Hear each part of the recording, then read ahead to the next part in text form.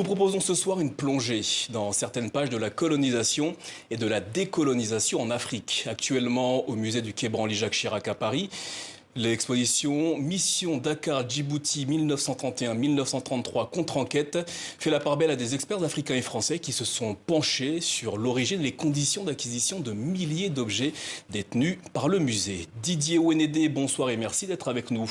Bonsoir. Vous êtes professeur d'histoire de l'art à l'université d'Abomey-Calavi au Bénin. Vous avez participé à ces recherches. Tout d'abord, en quelques mots, expliquez-nous, dites-nous ce qu'a été la mission Dakar-Djibouti. La mission Dakar-Djibouti a été une mission qui s'est déroulée de 1931 à 1933, qui est partie de Dakar et qui a donc rallié Djibouti en passant donc par différents pays. Quelle était sa particularité? C'était une mission ethnographique et linguistique et elle a collecté durant son parcours donc, un peu plus de 3000 objets, également des éléments phoniques, des éléments botaniques, elle a tourné des films et elle est rentrée donc en France avec tous ces objets-là, tout ce matériel, dont une grande partie a été donnée au musée d'ethnographie du Trocadéro, qui a ensuite donc été reversé au musée du Quai Branly. Alors en quoi cette exposition au musée du Quai Branly constitue-t-elle une contre-enquête par rapport à la documentation qui existe déjà au sujet de cette mission Dakar? Justement, donc, la contre-enquête ou les contre-enquêtes qui ont été menées dans les différents pays traversés par la mission Dakar-Djibouti ont révélé donc les modalités d'acquisition en fait des. Quelles ont été ces modalités? Justement, donc nous révélons que certaines des modalités sont des modalités donc inconnues, elles sont floues. Il y a eu des vols, il y a eu donc des réquisitions par la force donc d'objets pendant donc, la mission Dakar-Djibouti. Alors cette contre-enquête révèle un peu tout cela. Alors vous parlez donc de contre-enquête. Comment est-ce que vous avez eu accès aux informations pour étudier tout ça? Nous avons travaillé avec le musée du Quai Branly et donc nous avons eu accès aux fiches d'enquête, la fameuse fiche à 9 points qui a été ramenée donc par. C'était des documents qui étaient disponibles avant ou vous les avez eu de manière exceptionnelle? C'est des documents qui sont disponibles avant, qui ont été donc renseignés par la mission à son retour. Nous avons également donc nous sommes partis également sur la base du livre de Michel Leiris, L'Afrique fantôme, qui relate un peu donc le parcours de cette mission.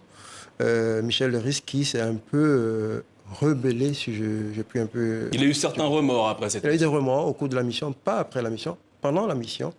Et donc, à son retour à Paris, donc, il a rédigé ce bouquin, L'Afrique fantôme, qui relate dans les moindres détails comment la mission s'est déroulée. Il raconte parfois des vols d'objets sur le continent africain et il manifeste son écœurement vis-à-vis donc de cette façon de pratiquer donc l'ethnologie française qui est en train de se mettre en place. En tant que professeur de l'histoire de l'art au Bénin, comment est-ce qu'aujourd'hui vous appréhendez cette histoire après ces découvertes, ces révélations que vous faites à travers cette exposition? Moi, je trouve ça extraordinaire parce qu'en fait, moi j'ai lu le livre de Michel Leiris lorsque j'étais encore étudiant et c'est un bouquin qui est assez peu connu, assez peu étudié donc en Afrique et cette contre-enquête ou ces contre-enquêtes éclairent d'un jour nouveau donc cette pratique de l'ethnologie qui a eu cours pendant la période coloniale.